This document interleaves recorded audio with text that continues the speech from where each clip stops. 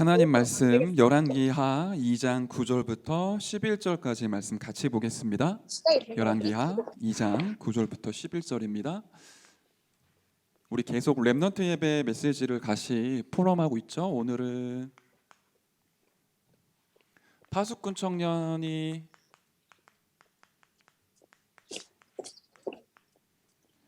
가져야 할 힘입니다.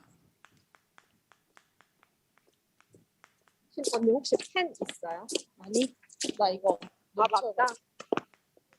펜도 안 갖고 왔어. 핸드폰에 적어. 그래야겠다.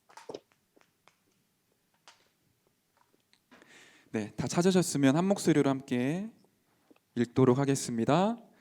건너매 엘리야가 엘리사에게 이르되 나를 내게서 데려감을 당하기 전에 내가 내게 어떻게 할지를 구하라. 엘리사가 이르되 당신의 성령이 하시는 역사가 갑절이나 내게 있게 하소서 하는지라. 이르되 내가 어려운 일을 구하는도다.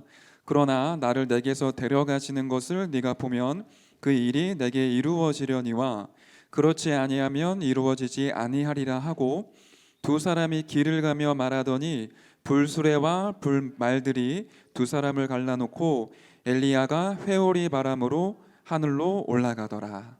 아멘. 엘리사가 구한 것이 있었죠. 엘리야에게 나타나는 성령의 역사를 갑절이나 구했습니다. 그 말은 엘리사가 앞으로 하나님의 능력을 통해 일으켜야 될 그 운동, 도단성 운동이었죠. 그 도단성 운동을 하기에 있어서 가장 필요한 것이 이것이었기 때문에 그랬던 거죠. 전도자 류광수 목사님이 이렇게 얘기하시더라고요. 여러분이 이 힘을 가진다면 세계를 움직일 수 있다. 우리는 예사로 들을 때가 참 많아요. 내 자신의 성격도 내가 컨트롤이 안 되는데 어떻게 세계를 변화시킬 수 있습니까? 그런데 성경 속에 있었던 렘넌트 7명과 초대교회의 이름 없는 제자들까지 모두 다 통틀어서 시대와 장소는 달랐지만 똑같은 힘을 간구했었고 그 똑같은 힘을 받아 세계를 움직였습니다. 시대의 재앙을 막고 시대를 변화시켰습니다. 이 말을 그냥 우리가 안 들었으면 좋겠어요. 이 다락방 메시지의 특징이 있거든요. 막 사람을 들뜨게 하거나 흥분시키거나 막 감동시키고 많은 위로를 주거나 막 여러분의 눈에서 물이 나오게 하는 그런 집회나 메시지들은 거의 없습니다. 그러니까 가짜들은 사실 안 와요. 감동이 안 되고 재미가 없고 흥미가 없으니까. 그런데 진짜로 세계복음화를 하고 싶고 복음 사랑하고 기도하고 있는 사람에게는 딱 맞아요. 감추어진 비밀이기 때문에. 그래서 오늘 메시지를 그냥 이제 흘러가듯이 이제 안다고 생각을 하고 듣지 마시고 여러분들이 한번 계속 기도하시고 천천히 길게 호흡하시면서 기도하시고 이 메시지를 마음에 차곡차곡 담으시면 좋겠습니다. 이 힘이 어떤 힘입니까? 요셉이 가지고 있었잖아요. 창세기 41장 38절에 이토록 여호와의 신에 감동된 사람을 우리가 어찌 찾을 수 있겠냐. 똑같은 얘기를 또 합니다. 사무엘상 16장 13절에 다윗이 이날 이후로 여호와의 영에 크게 감동되죠. 그 흐름이 여기로 올라왔잖아요. 엘리사가 알고 있었다라는 거죠. 그 힘이 무엇인지를. 하나님이 성령으로 역사하시는 그 역사의 갑절을 저에게 주십시오. 옛날 성경으로 치면 영감의 갑절을 제게 주십시오. 그게 이스라엘의 역사로 치면 장자가 유업으로 받을 몫이거든요.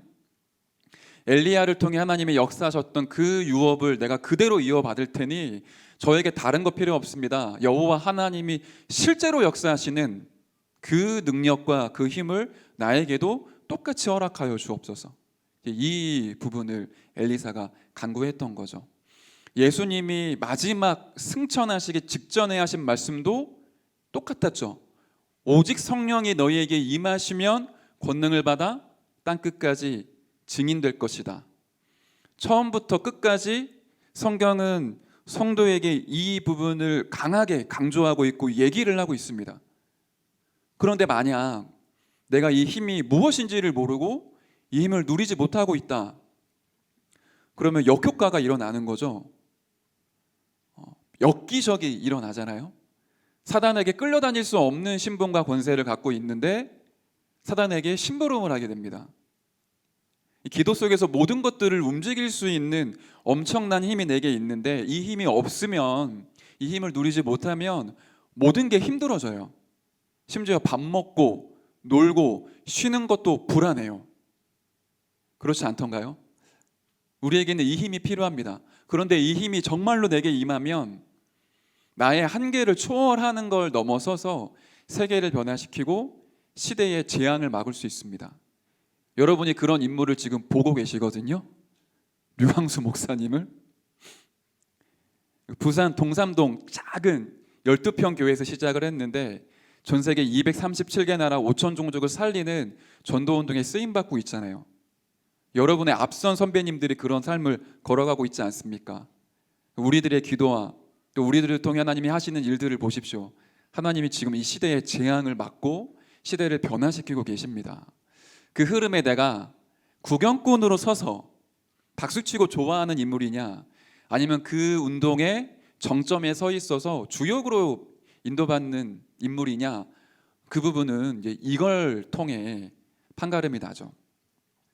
네, 그래서 오늘 이 힘을 어떻게 우리가 받고 누릴 수 있느냐, 이 부분을 함께 나누고자 합니다. 이 힘이 어떤 힘이고 이 힘의 원천은 무엇일까요? 우리가 많이 들어서 알고 있어요.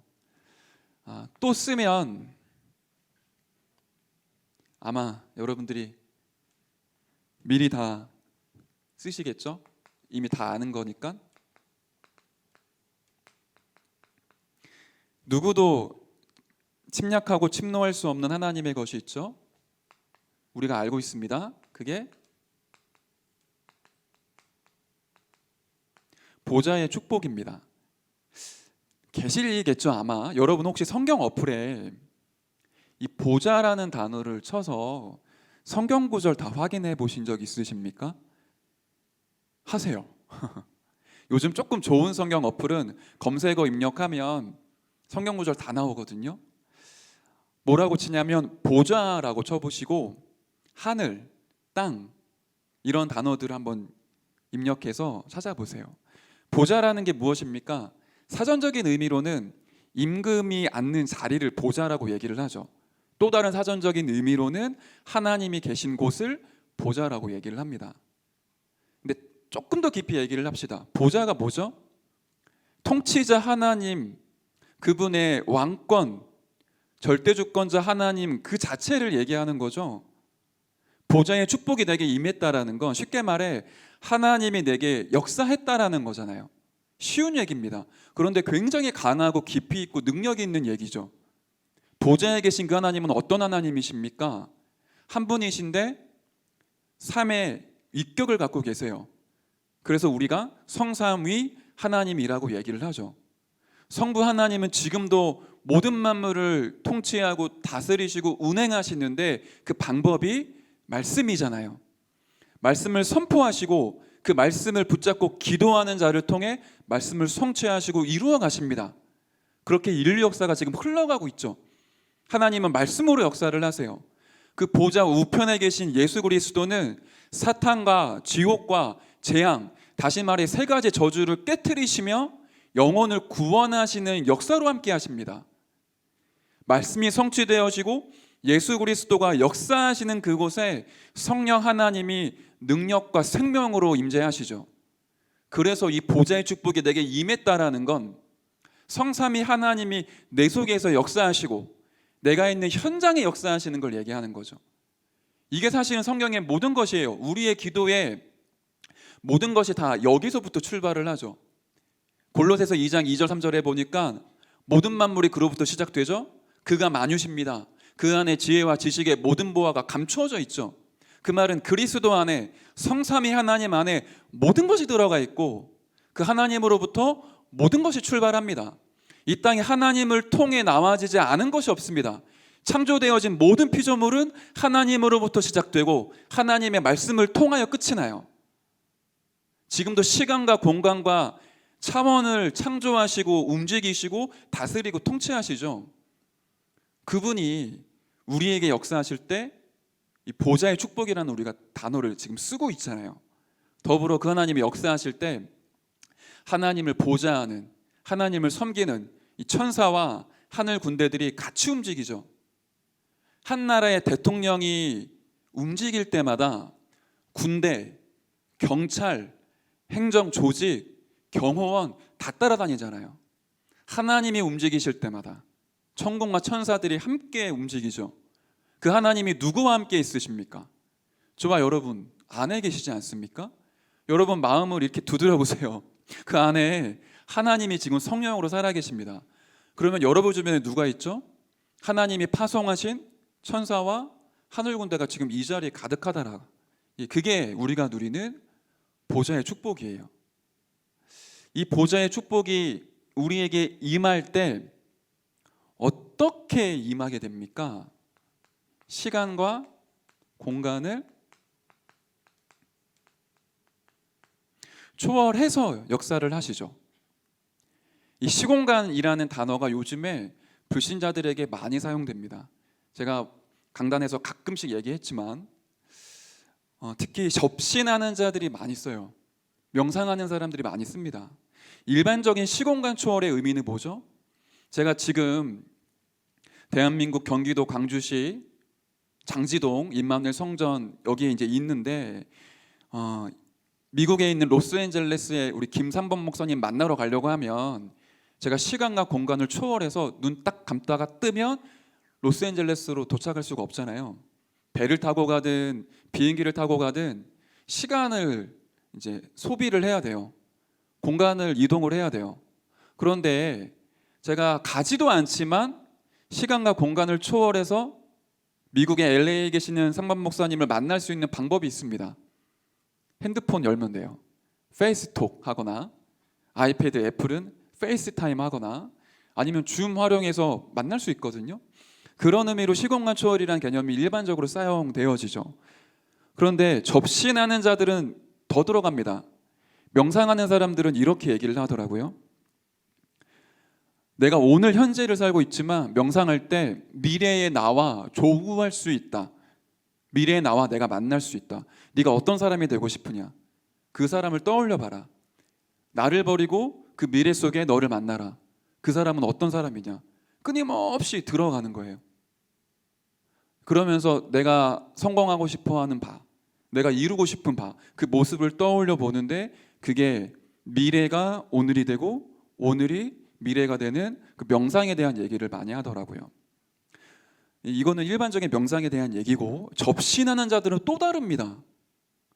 이 사단의 역사가 실제이기 때문에 접신하는 자들은 또 달라요. 제가 지난주 목요일 날 한 청년을 신방하고 왔는데 이 청년과 쭉 얘기를 하는데 이런 얘기를 하는 겁니다. 제가 시공간 초월이라는 단어가 너무 와닿아요. 아마 이 예배 같이 드리고 있을 수도 있는데 좋은 거니까 얘기할게요. 양해 부탁드립니다. 이분이 19살 때 쉽게 말해 사단에게 접신을 당한 거예요. 일반적으로 조현병에 오는 분들은 귀신을 목격을 하거든요. 보통 목 잘린 귀신, 팔다리 없고 몸통만 막 둥둥 떠다니고 이런 거를 목격을 하고 계속 그거를 이제 시달리는데 이 사람은 특이하게 영적으로 조금 예민한 분이신지 신이 이제 들어온 거예요. 악신이죠. 근데 그 느낌이 너무 황홀했대요. 어떤 식으로 황홀했냐? 내가 내 자신의 한계를 초월하는 초월적인 존재, 초능력을 발휘하는 존재가 된 것만 같은, 이거를 말로 표현할 수 없을 만큼 너무 황홀하고 이게 막 소름 돋을 만큼 좋았대요. 그게 자꾸만 반복되는 거예요. 뭔가가 내게 임했고 내가 나를 뛰어넘는. 어느 날 눈을 감다가 떠보니까 일주일 전에 그날 아침 그 시간 그 장소에 내가 있더라는 거예요. 이해가 안 되죠, 우리의 표현으로는. 그걸 자꾸만 경험하는 겁니다. 내가 어떤 상황과 현실에 마주치는데 데자뷰라는 현상, 사람들이 얘기하지 않습니까? 그게 너무 강한 거예요. 그러니까 이 사람에게는 오늘과 어제와 내일이 의미가 자꾸 없어지더래요. 현실 세계와 가상 세계, 아니 환상 세계가 경계가 모호해지는 겁니다. 여러분 영화 인셉션 혹시 기억나십니까? 이게 자꾸만 현실과 이제 어떤 깊이 들어가는 환상의 세계가 경계가 모호해지는, 우리가 알려고 해도 조금 이해되지 않는 그런 내용들이 그 영화 안에 있잖아요. 그런데 이분이 접신이 되니까 그걸 자꾸만 체험하는 거죠. 그러니까 주위 사람들이 이 사람을 이제 정신과 치료받게 안내를 한 거예요. 당연히 정신과에서는 조현병이다. 현실을 살고 있지만 자꾸만 이상한 얘기를 한다. 근데 실제로 3단체 주역들, 뉴에이지 프리메이슨의 주역들이 이걸 한다고요. 만약에 여러분들이 내일 당장 어떤 주식이 주가가 급상승할 거다 알면 그거 사겠죠. 대박을 치지 않겠습니까? 그런 식으로 주식해서 돈 버는 3단체의 수장들이 있어요. 이름 뭐였죠? 조지 소로스였나요? 그 사람이 일주일에 버는 돈이 20조라고 얘기하더라고요. 20조, 2억이 아니라 20조 일주일에. 지금 사단이 그렇게 역사를 하고 있습니다. 더 기가 막힌 건 한번 생각을 해보십시오. 프랑스 파리에서 어떤 옷이 유행을 해요. 그 유행이 한국까지 넘어오는데 얼마나 걸리죠? 시간이 필요합니다.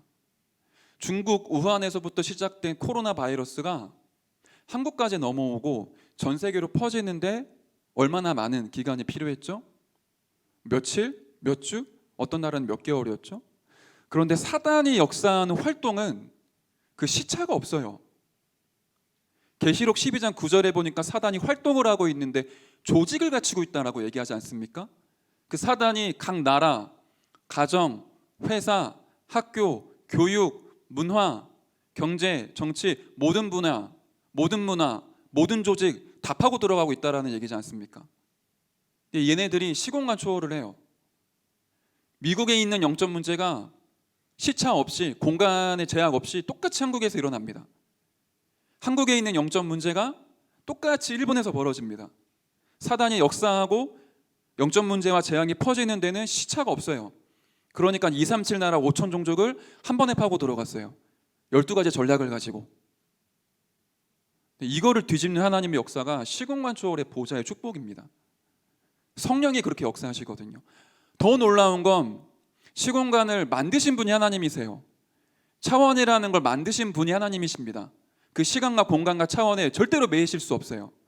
인간이 갖고 있는 시간은 과거와 오늘과 미래라는 타임라인 속에 들어가죠. 신약적인 용어로는 크로노스라고 얘기를 합니다. 그런데 하나님께 쓰여지는 시간은 카이로스예요. 하나님께는 시간이라는 개념이 언제나 영원히 오늘입니다. 우리에게는 과거지만 그게 하나님에게는 오늘이에요. 우리에게는 미래지만 그것이 하나님에게는 오늘이에요.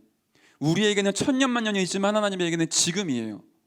과거와 현재와 미래에 묶여있지 않으세요.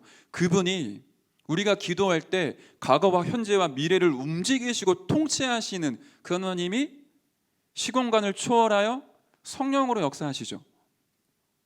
이게 죄송합니다. 여러분 최대한 여러분과 소통하기 위해 말을 많이 했는데 이해가 안 돼도 어쩔 수 없습니다. 영적인 세계이기 때문에 분명한 건 성삼위 하나님이 역사하실 때 이런 일이 벌어진다라는 거 아닙니까?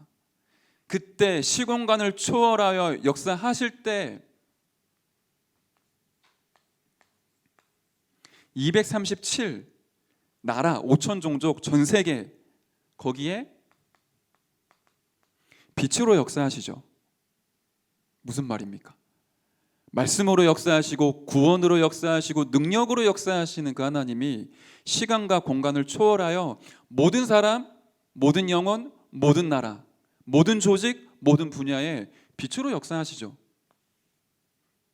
막힘이 없습니다. 이걸 가지고 와서 내가 누릴 때 나에게 이런 영적인 힘으로 주어지게 되는 거 아닙니까? 이 빛이 어떤 빛이었죠?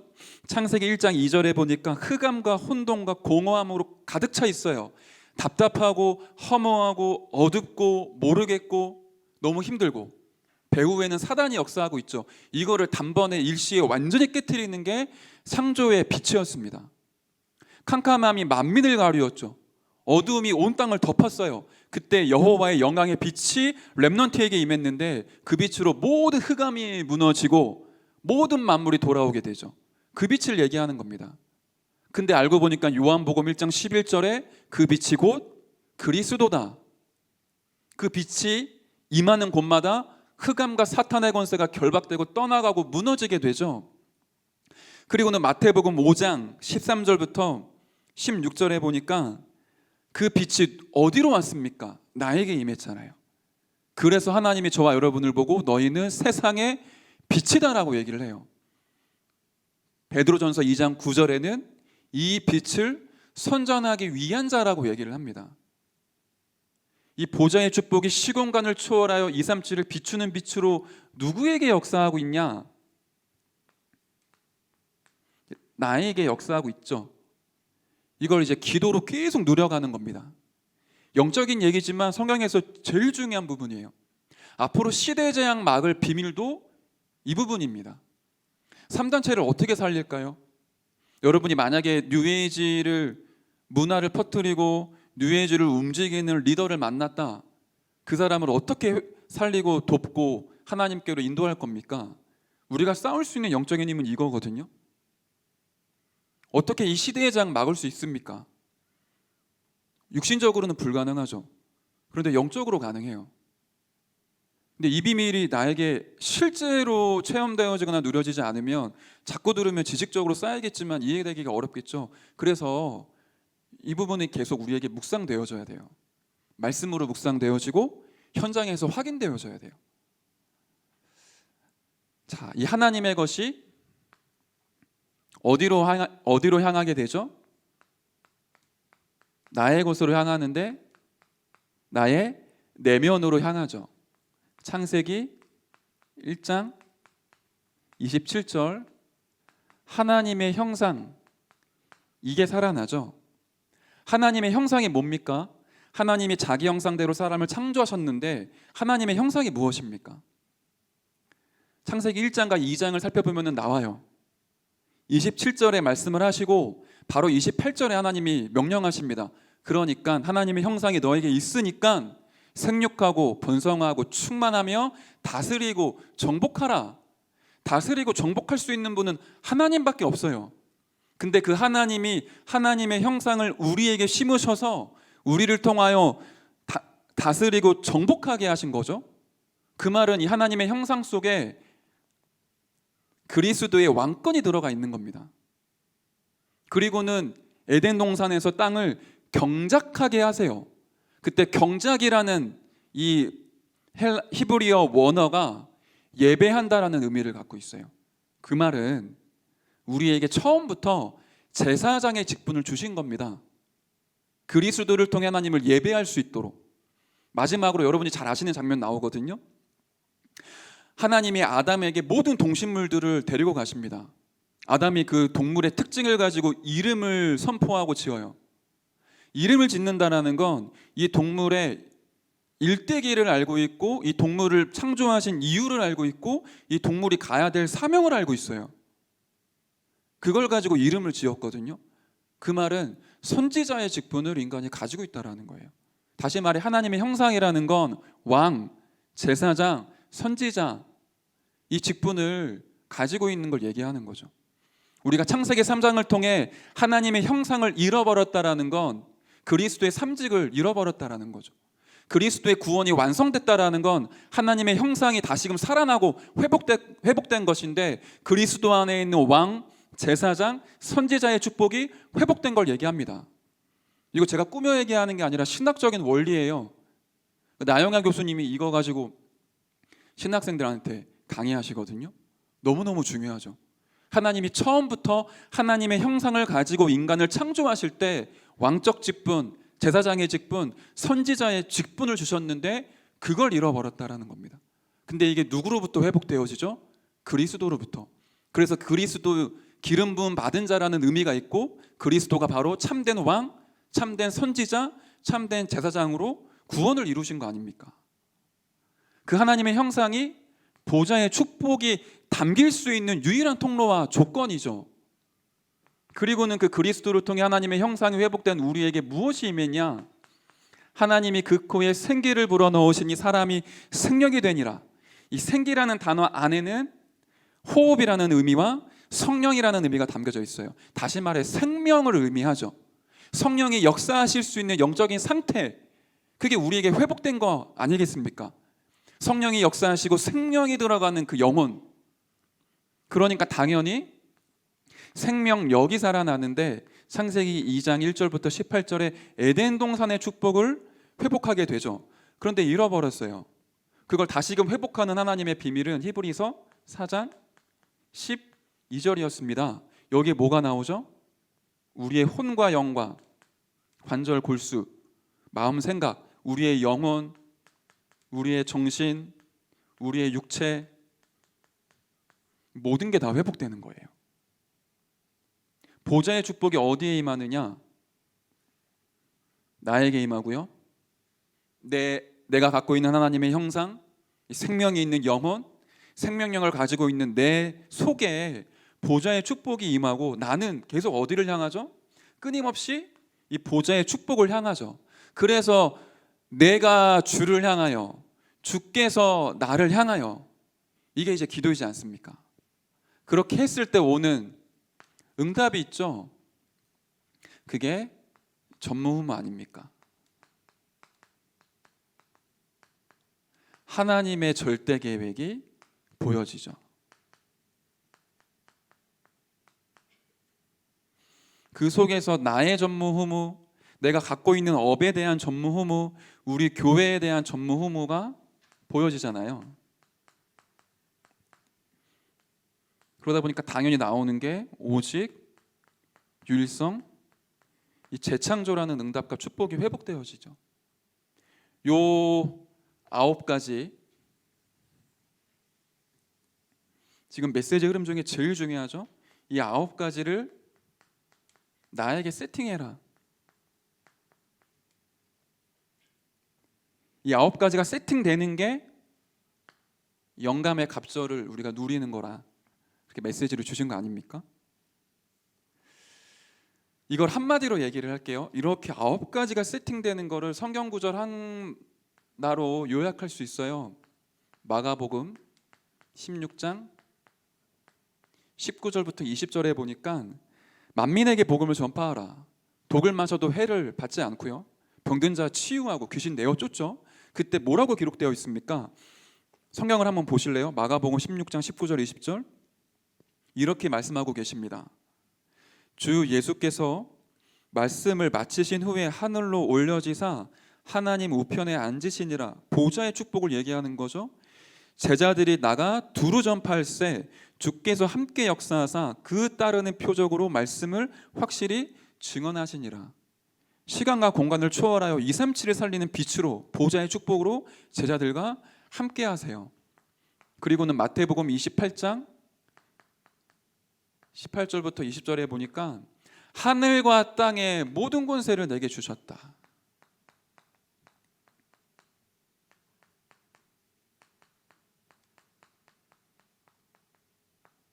이게 보좌죠.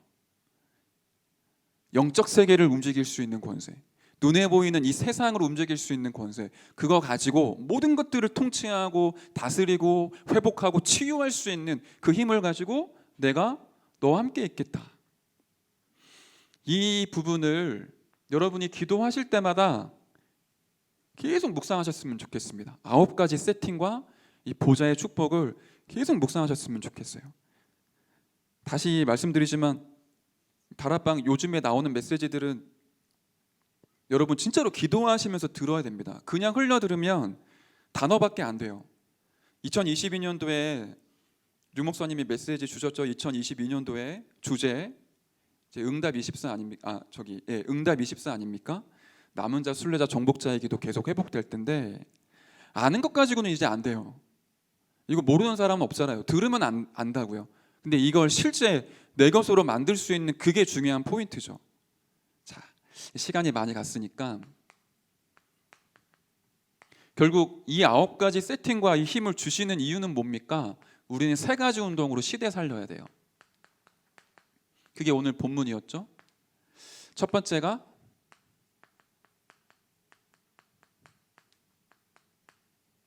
호렙산 운동이잖아요. 당시의 시대 상황 잠깐만 볼까요? 이스라엘의 왕 아합, 이세벨, 이 사람들이 완전히 사단한테 심부름 당해서 진짜 선지자들은 계속 숙청을 하고요. 가짜, 거짓 선지자, 바알과 아세라 섬기는 우상 숭배하는 사람들 자꾸 만들어내요. 무당들 접신하는 자들 자꾸 만들어내서 시대의 재앙이 밀려오죠. 그때 엘리야의 기도는 한 가지였습니다. 하나님이 살아 역사하시는 증거를 보이겠다. 모두 다 주 앞에 무릎 꿇게 하겠다. 그리고는 갈멜산 영적인 전투를 벌입니다. 승리해요. 그런데 그게 하나님의 절대 계획은 아니었던 거죠. 그리고 나서 아합과 이세벨이 회개하고 돌아올 줄 알았더니 오히려 더 완전히 악독해져서 내가 반드시 엘리야를 죽이겠다. 지명수비를 내리지 않습니까? 그리고는 엘리야가 완전히 실망하고 낙심하고 좌절해서 로뎀나무 밑에 주저앉죠. 저는 열저보다 나은 게 아무것도 없습니다. 제 선배들보다 나은 게 아무것도 없어요. 이렇게 얘기하고는 저를 빨리 취하십시오. 우리가 그럴 때 있잖아요. 제가 훈련도 많이 받고 집회도 많이 다니고 다락방 그렇게 오래 했는데 되어지는 거 아무것도 없더라고요. 하나님, 저는 끝났습니다. 소망이 없습니다. 차라리 저를 죽여주시고 빨리 천국으로 불러가십시오.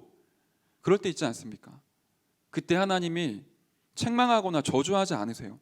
그 장면이 열왕기상 19장 1절부터 8절에 나오죠. 오히려 하나님의 사자를 파송하시고 힘을 주시죠. 물과 떡 먹었는데 40일, 40주 야를 쉬지 않고 뛰어가서 하나님의 산 호렙에 이릅니다. 그러면 호렙산 운동은 뭐죠? 하나님 앞에 서는 거죠. 복음 진짜 회복하는 겁니다. 사명을 정말 회복하는 거예요. 그때 호렙산에 올라갔는데 크고 강한 바람 불고 바위 깨지고 지진 나고요. 불 나는데 그 어디에도 하나님은 역사하지 않으세요. 그러는 중에 세미한 음성이 들리죠. 열왕기상 19장 8절이잖아요. 너만 남은 거 아니다. 바알에게 무릎 꿇지 않고 바알에게 입맞추지 아니한 7,000제자 남아 있다. 그리고 더 중요한 거 19장 이게 19장 18절이었죠. 19장 19절부터 21절에 하나님이 엘리사를 준비합니다. 우리에게 이 운동이 필요한 거죠. 내 동기 가지고 달려가는 거 말고 하나님의 세미한 음성 들을 수 있도록 하나님 앞에 서고 하나님이 진짜로 준비하신 시간표와 시대와 응답 찾아서 그거 누려라. 그게 엘리야에게는 7,000제자 100명의 선지자 엘리사를 세우는 것이었죠. 그들을 훈련시키고 도단성 운동할 수 있도록 준비하는 게 엘리야가 누렸던 호렙산 운동입니다. 지금 우리에게 필요해요. 시대를 보고 미래를 보면서 내가 지금 어떻게 살아가고 누구를 키우며 무엇에 집중해야 될 것이냐. 그리고요, 이제 엘리야가 하나님께 부름받습니다. 그때 하나님은 요단의 운동을 일으키시죠. 세대가 바뀌어요. 엘리야에서 엘리사로 시대가 바뀝니다. 그때 엘리사가 엘리야를 끝까지 따라가죠. 열왕기하 2장 1절부터 8절이에요. 엘리야는 계속 오지 말라고 하거든요. 여기 머물러라, 따라오지 말고. 베델, 길갈, 여리고 생도들도 엘리사에게 유혹해요. 어차피 엘리야가 떠나는데 따라갈 필요 없습니다. 그냥 이 자리에 머무시죠, 선지자님. 이런 식인 거라. 근데 엘리사가 끝까지 가죠. 이유는 뭡니까? 진짜로 무엇인가를 이제 보는 거예요. 우리가 전도자의 길을 가다 보면 응답도 있지만 문제도 오잖아요. 우리가 응답이 주어지면 그 자리에 머무르고 안주할 때가 많아요. 반대로 문제가 오면 포기하고 도망갈 때가 많아요. 베델갈, 길갈과 여리고에 머무르지 않았다라는 거는 엘리사가 진짜로 봐야 될 게 무엇인지 알았다라는 겁니다. 일심, 전심, 지속으로 가야 될 방향과 얻어야 될 힘이 무엇인지 알고 있었죠. 그런 엘리사에게 엘리야가 이제 질문하잖아요. 무엇을 얻고 싶냐? 그때 엘리사가 오늘 본문이었죠. 당신에게 임한 영감의 갑절을 내게 허락하여 주옵소서. 그리고 진짜로 엘리야는 부름을 받고 엘리사에게 그 능력이 임하게 됩니다. 하나님 앞에 선 엘리야가 9가지 세팅을 통해 이 능력을 이제 회복했던 거죠. 엘리사가 요단에서 이 9가지 세팅과 이 힘을 실제로 회복한 겁니다. 그러니까 어떤 결과가 나와지죠? 우리가 그렇게 많이 얘기하는 RUTC의 가장 이제 기초적인 말씀 베이스가 되는 도단성 운동이 벌어지잖아요. 생도들을 모아서 후대들을 키운 겁니다. 쉽게 말해. 도단이라는 그 도시 안에 성을 쌓고 그 성 안에서 렘넌트들을 키우고 제자를 훈련시켜서 파송했던 운동을 엘리사가 본격적으로 한 거였죠. 이때 많은 역사들이 일어나지만 대표적으로 아람 군대와 전쟁을 하잖아요.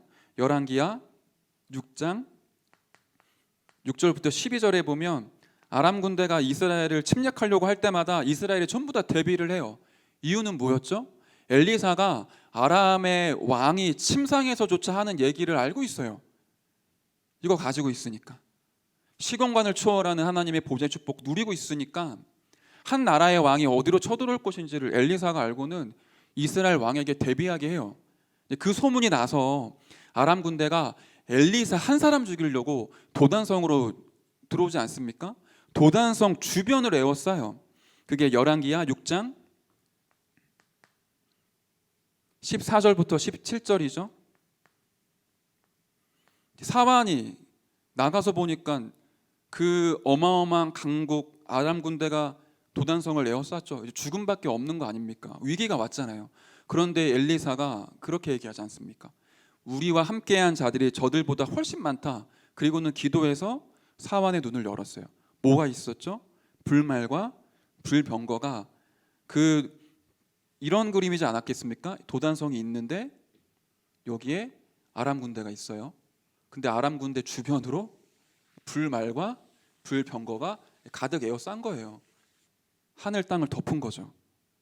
그거를 이제 사만이 목격을 하니까 이제 완전 기적초풍할 일 아닙니까?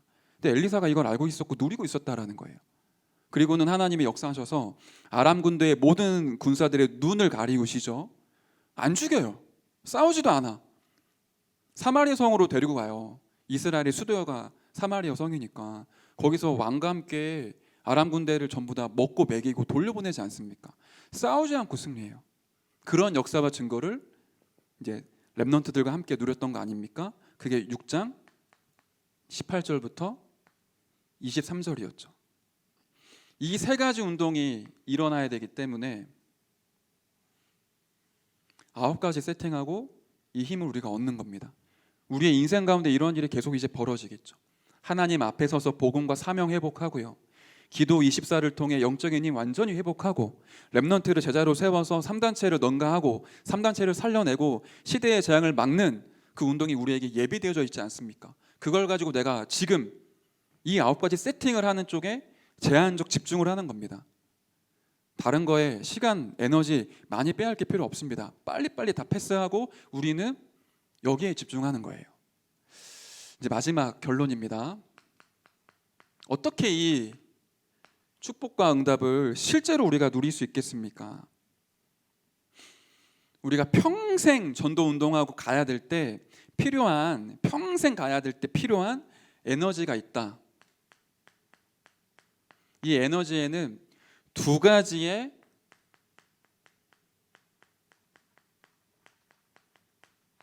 생명선이 있다고 말씀하셨죠. 그 2가지가 뭡니까?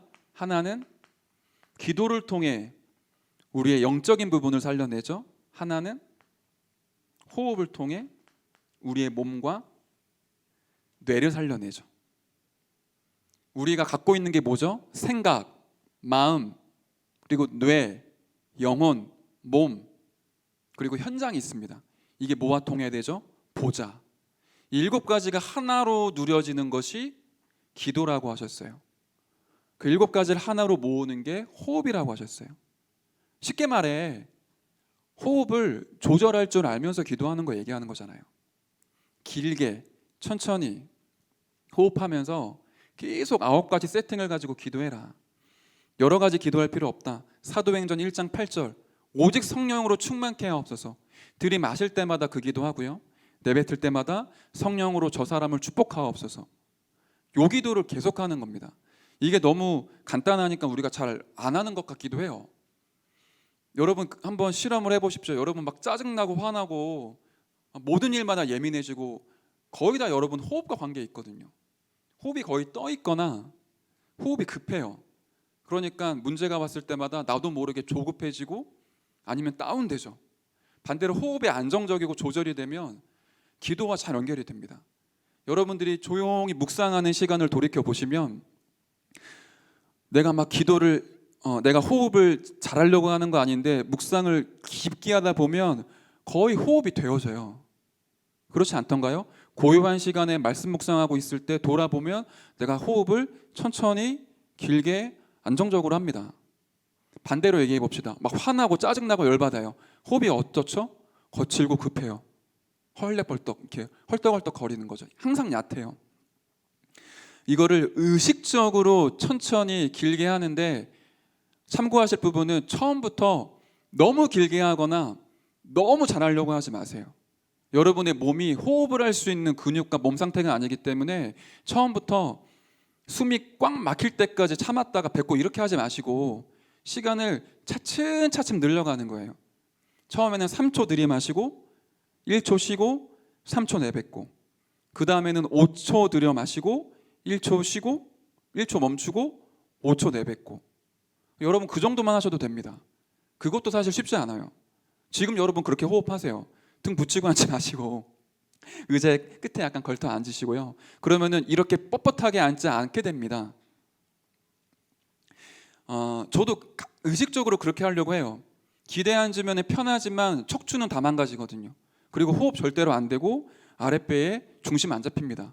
그 호흡이 항상 떠 있죠. 근데 호흡을 제대로 하려면 무게 중심이 밑으로 깔아앉아야 되고요. 약간 굽는 것처럼 보이지만 그게 굽는 게 아닙니다. 중심이 있기 때문에 그 상태로 편안하게 천천히 호흡을 내뱉고 들이마시는 거예요. 호흡의 시작, 의식하는 호흡의 시작은 들이마시는 것부터가 아니라 내뱉는 것부터 하는 거고요. 그렇게 여러분들 호흡 내뱉으시고 내뱉으면 당연히 들어오고 싶어 하겠죠. 천천히 들여마시고 잠시 멈추시고 그거 반복적으로 계속 해보세요. 여러분 피곤하고 졸릴 때, 아침에 출근할 때 그럴 때 주로 이렇게 호흡하시면서 처음부터 호흡과 기도 같이 할 수 없잖아요. 이렇게 호흡을 하시면서 청년국에 올라오는 호흡 기도문, 그 파수꾼의 기도문 있습니다. 그거 그냥 들으세요. 같이 따라 하시고 10분이거든요. 딱 시간이 10분 동안 천천히 호흡하시면서 파수꾼의 기도 같이 따라 하십시오. 그것부터 여러분이 호흡할 수 있는 몸을 만드세요. 호흡을 베이스로 깔아서 기도할 수 있는 몸을 만드시는 겁니다. 그걸 언제까지 하느냐? 24가 될 때까지. 또 한 가지 더 참고하세요. 호흡을 잘하기 위해 기도하는 거 아닙니다. 기도를 올바르게 하기 위해 호흡을 사용하는 것 뿐입니다. 관련이 있으니까. 이 얘기까지 하면 너무 시간이 오래 걸리니까요. 요한복음 20장에 예수님이 숨을 내쉬는데 제자들을 향하여 숨을 내쉬며 성령을 받으라. 고린도 후서 12장이었죠? 고린도 전서 12장 13절에는 한 성령을 마셨다라고 표현을 합니다. 예수님을 숨을 내쉬면서 성령을 받으라. 고린도전서 12장 13절에는 한 성령을 마셨다. 호흡과 이 성령 충만, 호흡과 기도 연관이 있다라는 거예요. 자세한 설명 안 해도 여러분이 아시니까. 오늘부터 시작하시고 지금부터 하십시오. 의식적으로 해라. 내용은 요걸로. 제한적 집중을 이걸로. 다른 거 많이 기도하실 필요 없습니다. 뭐 달라고 저 이렇게 해달라고 하시지 마시고 그냥 말씀대로 우리 따라가는 거거든요. 이렇게 기도하세요. 기도 제목 많이 만들지 마시고 가급적이면 다 없애세요. 하나님이 다 알고 계십니다. 저 이거 필요하고 이렇게 되어야 되고 이런 사람 되고 싶고 이런 사역해야 되고 하나님이 전부 다 아십니다. 이것만 하루 종일 기도해 보세요. 베이스는 이 호흡을 가지고 근데 우리가 가야 될 길은 이 운동이 있으니까. 그게 이번에 랩넌트 예배 메시지의 중요한 흐름이었죠. 이렇게 24를 해야 되니까 필요한 게 리듬이 있어야 되잖아요. 그래서 세 가지 타임이 우리에게 있는 거죠. 아침, 낮, 밤. 자, 마지막 숙제 한 가지만 드리겠습니다. 오늘 집에 가시면 나의 기도의 규례를 작성해 보십시오.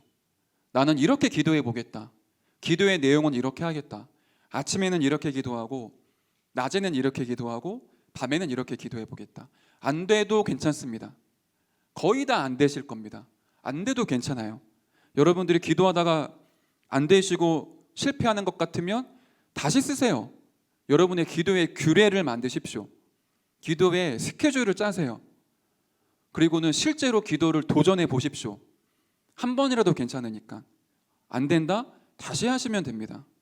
그러다 보면은 계속 기도에 대한 부분들이 말씀으로 편집되고 정리되고 각인되기 시작하실 거예요.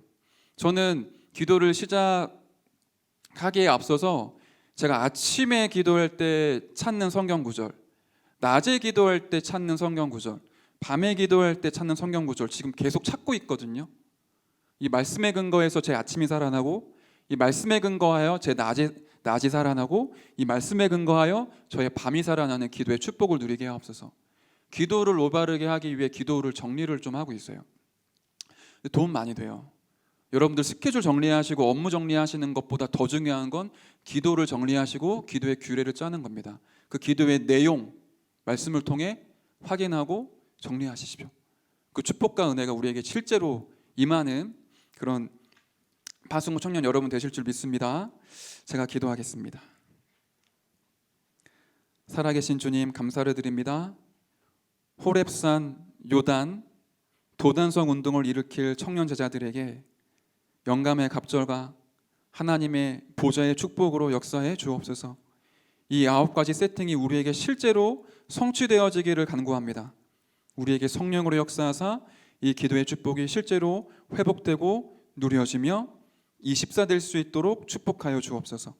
감사를 드리며 살아계신 예수 그리스도의 이름으로 기도드렸습니다. 아멘. 네, 오직 언약의 기도 안에 우리 찬양하시면서 준비하신 예물 드리겠습니다.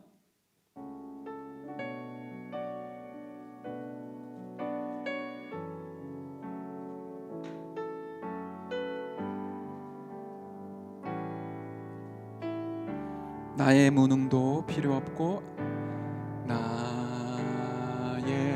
무능도 상관없고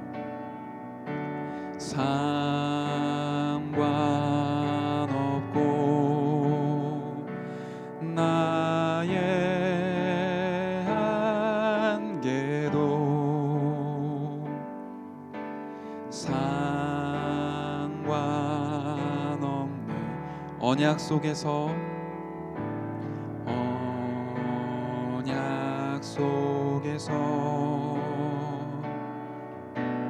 내 모든 것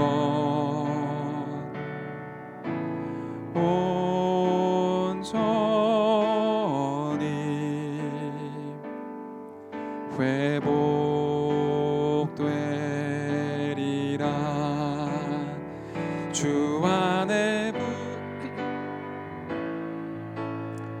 주 안에 모자람이 없네. 모자람이 없네. 기도 속에서 능치 못함 전혀 없네.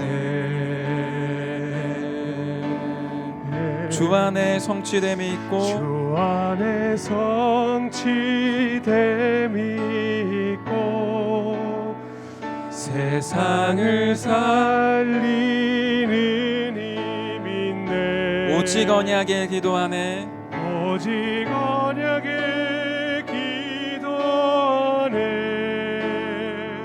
내 모든 것이 우리 2절 함께 고백하도록 합시다. 있네. 나의 계획도 필요 없고 나의 계획도 필요 없고 나의 노력도 노력도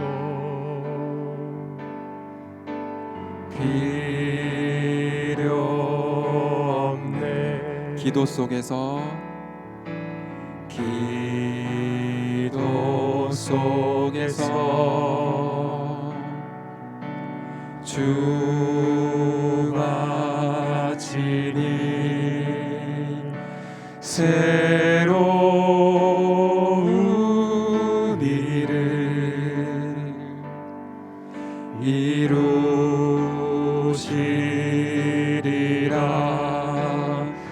주 안에 불가능이었고 주 안에 모자람이 없네. 기도 속에서 능치 못함 전혀 없네. 주 안에 성취됨이 주 안에 성취됨이 있고 세상을 살리는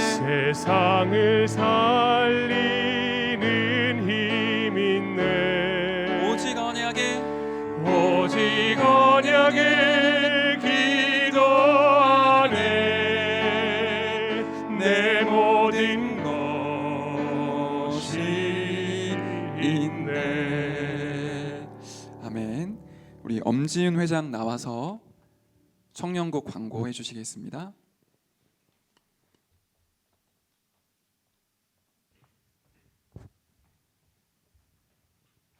네, 청년국 예배에 나오신 여러분들을 환영합니다. 광고 드리겠습니다. 내일은 안류 주일로 드려지게 됩니다. 핵심을 통해서 또 지난주 광고를 통해서 들으신 바와 같이 안류 주일로 드려지기 때문에 기도하시면서 청년의 때에 맞는 안류 주일을 준비하셨으면 좋겠습니다. 이어서 본부 소식을 먼저 두 가지 전달 드리겠습니다. 미주 온라인 랩넌트 대회 RCA가 오는 11월 24일부터 26일까지 장자의 몫을 회복하라는 제목을 가지고 대회가 있습니다. 함께 하실 수 있는 분들, 또 온라인으로 훈련을 받고 싶으신 분들은 등록을 11월 17일 수요일까지 하시면 되겠습니다. 그리고 237 화요제자 온라인 훈련이 11월 30일에 있습니다.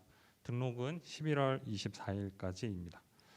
제가 자꾸 본부의 훈련 스케줄을 이렇게 말씀드리는 이유는 계속 중요하게 메시지를 통해서도 말씀 주시지만 류 목사님 계속 중요하게 주시는 메시지들이 있기 때문에 저희들이 놓치지 않았으면 하는 바람이 있습니다. 그리고 교회 소식 알려드리겠습니다.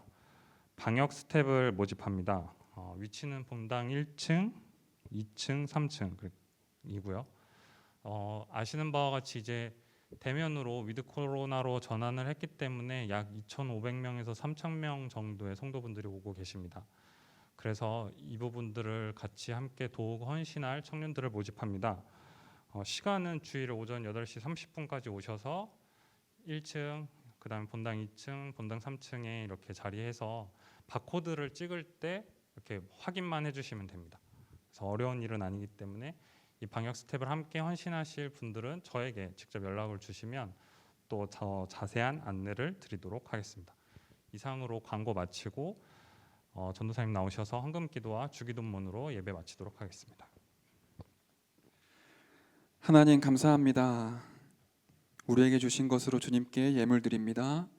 이 예물이 쓰여지는 모든 곳마다 병들어 있는 많은 성도, 많은 청년, 또 많은 후대들이 살아나고 치유되어지게 하시며 이 예물이 쓰여지는 곳마다 2, 3치 나라 5천 종족을 살리는 지도자들이 세워지고 일어나게 하옵소서.